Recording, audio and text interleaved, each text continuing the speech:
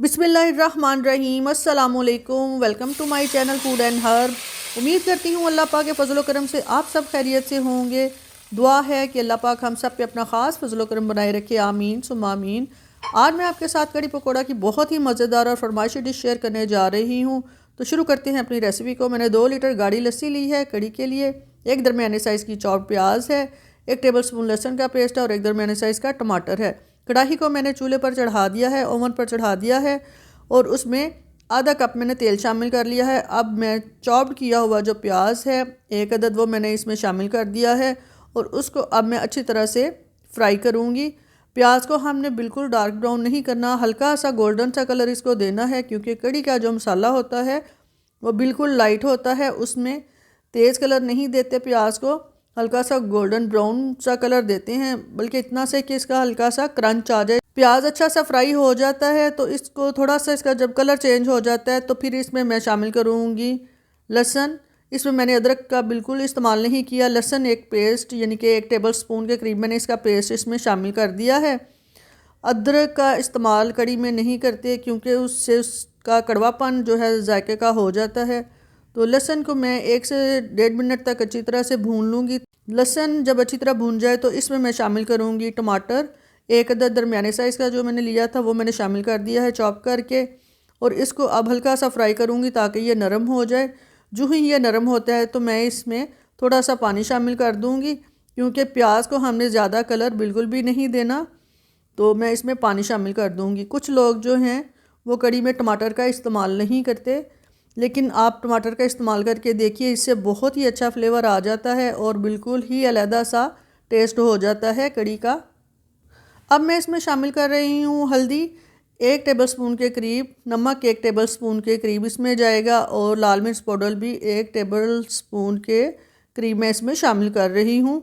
और ये सारा सादा सा मसाला है, बिल्कुल कोई एक्स्ट्रा मसाला नहीं जाता।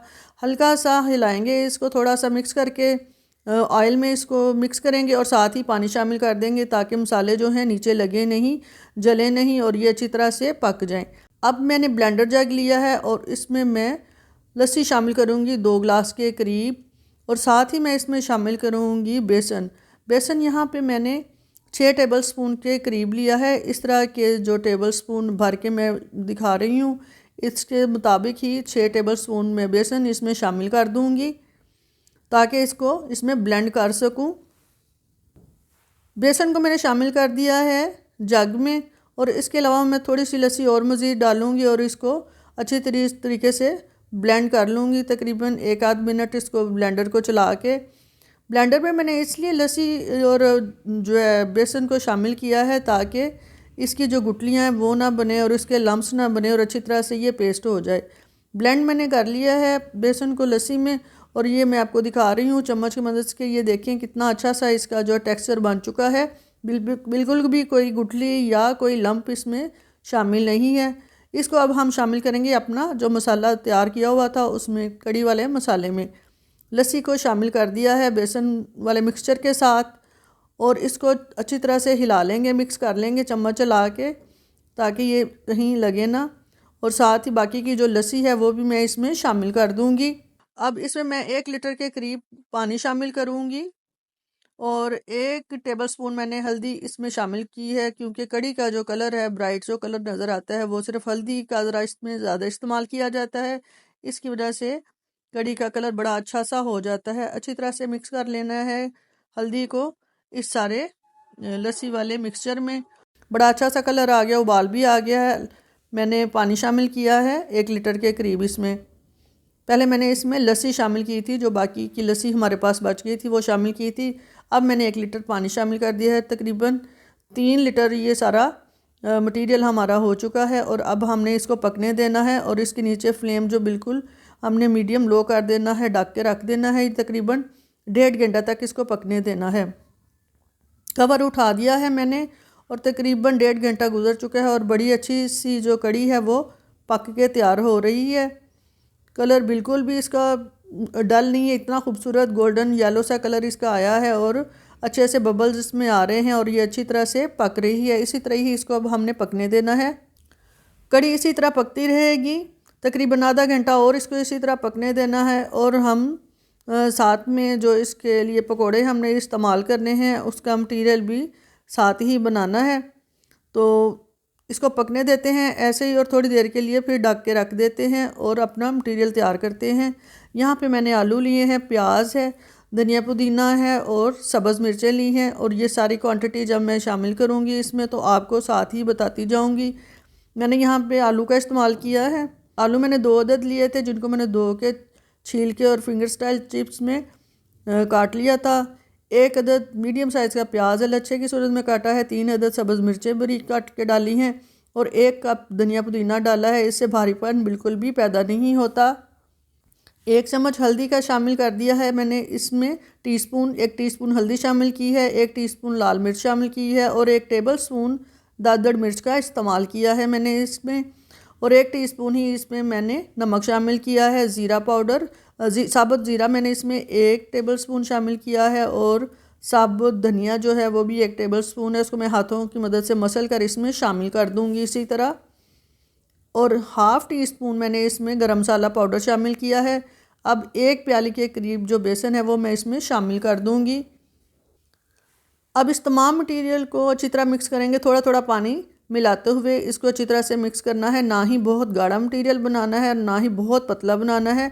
इस तरह का मटीरियल जो बन चुका है इस तरह का ही तैयार करना है, ना ये बहुत पतला है और ना ही बहुत गाढ़ा है। और अब ये पकोड़े बनाने के लिए बिल्कुल रेडी है। अब हम पकोड़े बनाते हैं। कढ़ाई को मैंने चूल्हे पर चढ़ा दिया और इसमें ऑयल भी अब तकरीबन गर्म हो चुका है काफ़ी सा।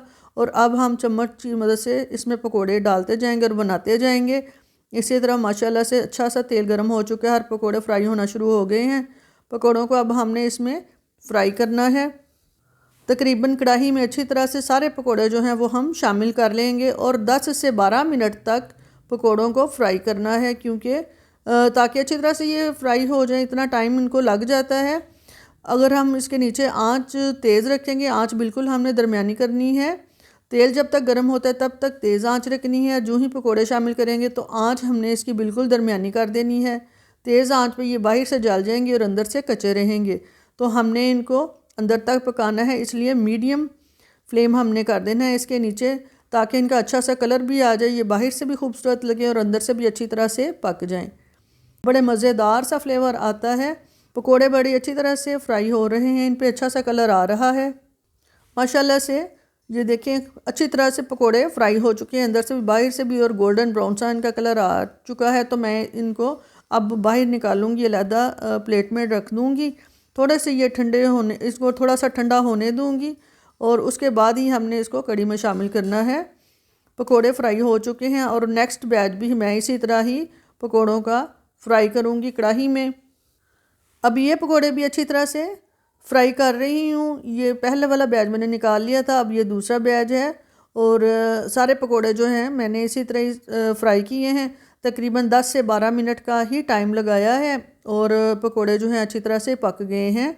इनके आलू जो हैं वो भी अच्छी तरह से गल चुके हैं और जो मसाला है बेसन वाला वो भी अच्छी तरह से फ्राई हो चुका है।